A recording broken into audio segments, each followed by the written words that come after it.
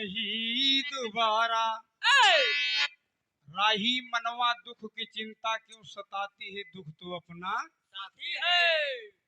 एक बात और मिले कि दुनिया में अगर आए हो तो जीना ही पड़ेगा, जीवन है अगर जहर तो पीना ही पड़ेगा।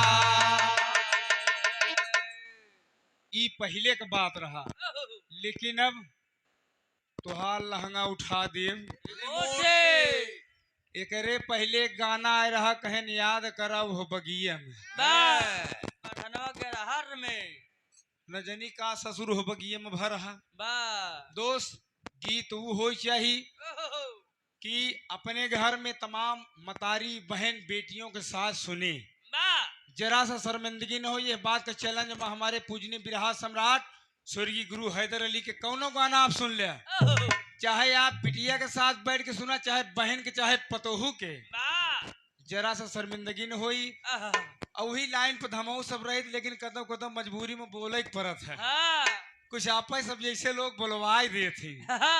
एकरे पहले एक गाना आए रहा अंगूरी वाला, एक सुने हो गया। अब ऐसे ऐसे गाना अगर समाज में रहे तो समाज कोनी हो रही जाए छोट बाटे। हाँ, अब वही आप सुने कहें कि कौने वेद कया। हाँ, हम वेद का नहीं, हम खेते में बोए रहे। ये भावभूत रामायण का बात रही। हम कहे कि गीता रामचरित मानस से हट के बात मिली। ये अगर जानकारी हो या पढ़े लिखे हो, नहीं जाए के देखा ये कहाँ मिलत है। हाँ, यार कुंभकर्ण का बताएं कि कुंभकर्ण का लड़किया ठीक भाई तुहार हम बात मानत ही, लेकिन जहाँ तक देखे के मिला था पता लगा कुंभकर्ण 6 महीना सोई, एक दिन जा गई, कितना भूखार रहे, खाते खात दिन बीत जाए, खाते खात दिन बीत जाए। न तो उनकर मेहरारू कभू ससुरे आई, वो नैहरे में रहे ने, नैहरे में रही। कम अब पहुँच गए कुंभकर्ण, उनकर आत्मा जाने भाई कब में पहुँचे कैसे हो गया हम नहीं जानी।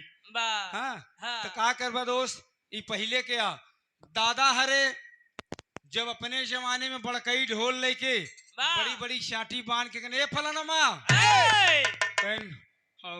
का बड़का दादा कहन फलाना के दरवाजे पे आए, फलाने के दरवाजे पे आए। पुरानी एक बात कहाँ जब गेहूं परा कूड़े तो फगुआ आई, दादा हरे जब बड़कई ढोल लेने तो कहें अरे होली खेले रघुबीरा अवधामा, होली खेले रघुबीरा है।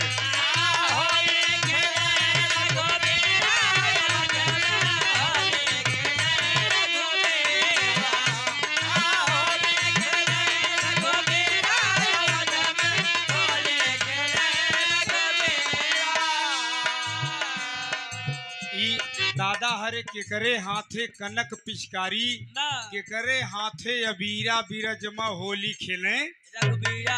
ये दादा हरे के जमाने के, लेकिन जब से नैकैन का बात आई गई, अरे भौजी बतावा कौन ची ऐसे ऐसे होली आई गई। कोनो कोनो गवैया का जाए थे, कोनो कोनो ऐसे गवैया आई जाए होगली में कहा कि भौजी हो फागुन में, भौजी हो मोरी भौजी फागुन में लगवाया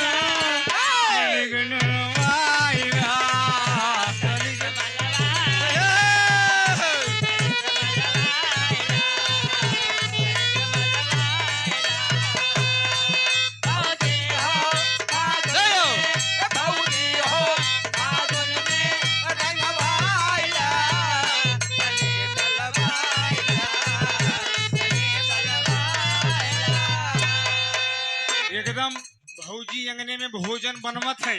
देवरवा 1.5 हाथ का पिचकारी लेके करे बोल भौजी भौजी हो। अरे बाप रे, कहन बहने नहाए से देवर बबुआ, अब बहने नहाए तुहर रहा ना, देवर बड़ा चिड़बुड़ रहा, लेके पिचकारी भीड़ा जात बा। का कहत भौजी हो मोरी भौजी, भौजी हो मोरी भौजी होली में मंगवाई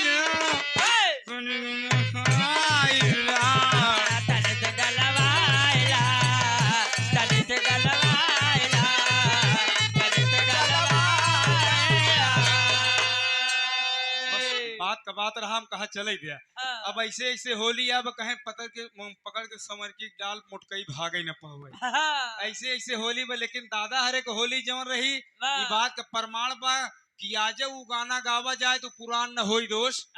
गवैया बुढ़ाई के मर जाए लेकिन गाना कभी पुरान नहीं हो।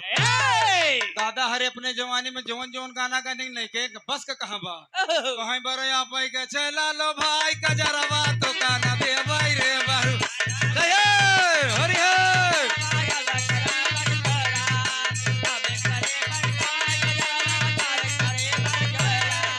तो गाना दे भाई रे कजरवा तो कहाँ दे भाई रे बरुआ नहीं गजला लो भाई कजरवा तो काना दे भाई रे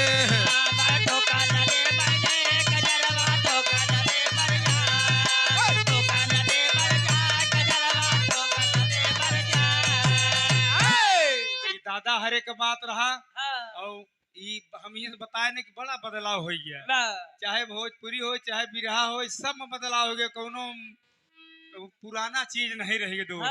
क्या करबे समय के आए समय के काम करे के पड़ा था। पहले के पिक्चर हम बताए ना कि माई बेटवा का गाना हो, भाई बहन का गाना हो, बाप बिटिया का गाना हो, लेकिन अब दुई पुरानी के छोड़ के तीसरे का गाना कहाँ मिलत बा।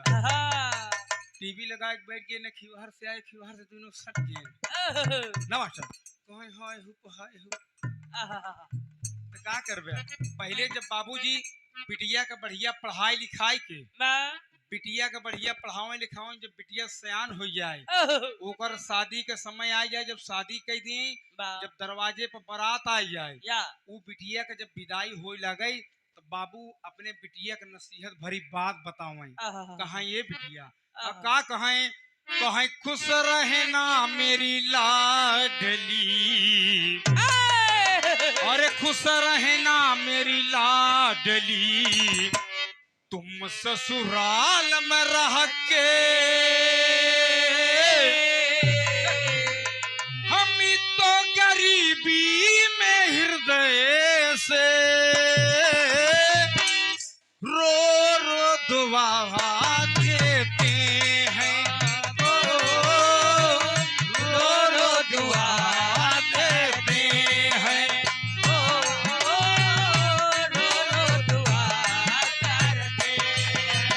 खुश रहना मेरी लाडली तुम ससुराल में रह के, खुश रहना मेरी लाडली तुम ससुराल में रह के,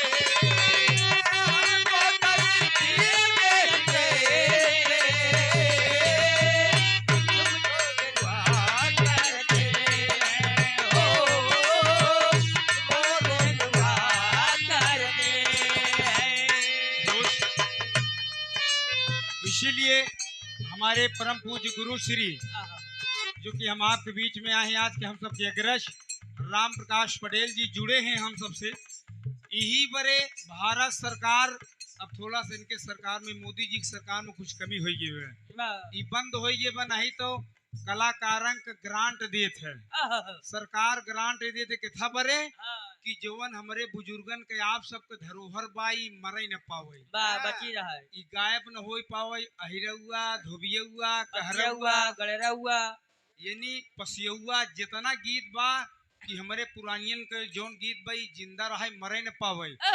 लेकिन का करबा आजकल का गवैया आजकल का कलाकार सब भूल गए, बस आ गए झूम झाम में दिन भर राजा जी तू काम करेला रतिया में काहे न आराम करेला।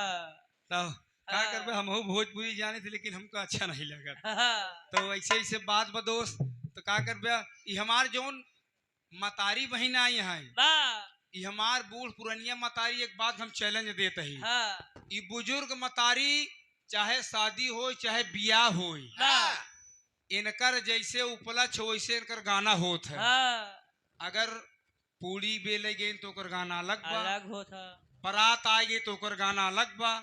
ये बात का हमार चैलेंज बा बारात दरवाजे पे आ जाए आप 4 बीघा दूर पर खटिया बिछा के लेट जाए ये हमार पुरनिया मतारी के अगर गाना सुनबे ऐसे सारी बात जान लेबे के दुआरे कवन कर्मठ होत बा।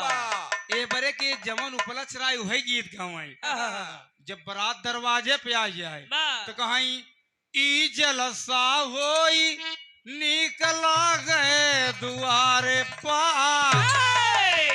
अगर दूरी से सुनबे जान लेबे कि बारात आएगी दुबरा चलत हुआ। जब दुबरा चार का कार्यक्रम समाप्त हुई आगे बढ़ी तो कहीं कहाँ से पोथिया